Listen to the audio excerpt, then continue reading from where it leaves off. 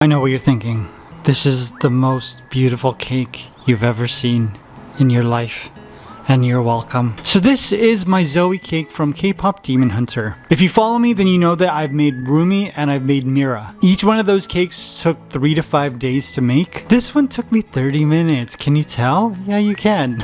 So I gave myself 30 minutes, and let me tell you, 30 minutes is not enough to make a perfect Zoey. But it is enough to have more fun than I've had decorating a cake in a long time. And that's why this monster is my favorite of the three. Now they say a smile can light up a room, but this smile makes you want to just turn off the lights. And I'm not even sure about that, because seeing this smile in the dark would probably... It's giving like obsession vibes. When you're making a cake in 30 minutes, you kind of have to pick your battles. So I decided with Zoey, I was just gonna focus on her smile. Have that carry the entire cake. Zoey is easily the happiest member of the group. She has the biggest personality, most infectious energy, and the kind of smile that makes everybody around her happy. So I leaned into that. I wanted the biggest smile I could make, and I went too far. I was aiming for cheerful, but this is the kind of smile you have when you have a panic attack. She looks like she fell into the same chemicals that the Joker and Harley Quinn did. I was going for personality, and this cake has more personality than my Mira and my Rumi cake combined. So goal achieved, I guess? Can you tell that I made this cake from memory? Because I definitely can. I barely looked at my reference photos. I looked at them at the beginning and then halfway through, and then it made me really sad.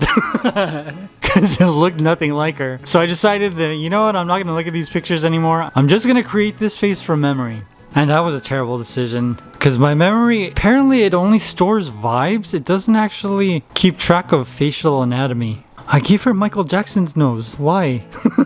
I think this is a sign that I'm gonna have memory problems when I get older. Because that tracks. I can't remember anything. Have I ever seen a human face before? I don't know. But hey, maybe that's part of the charm of this cake.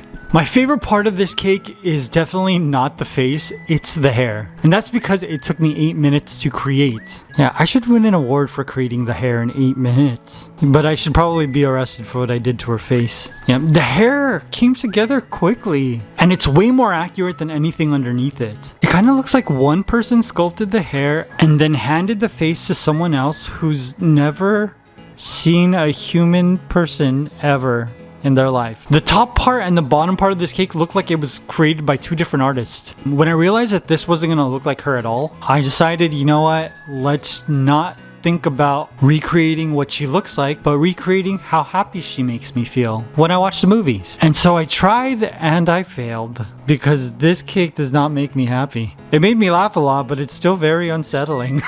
But I guess that's the point. Sometimes it's more fun to just chase personality than perfection.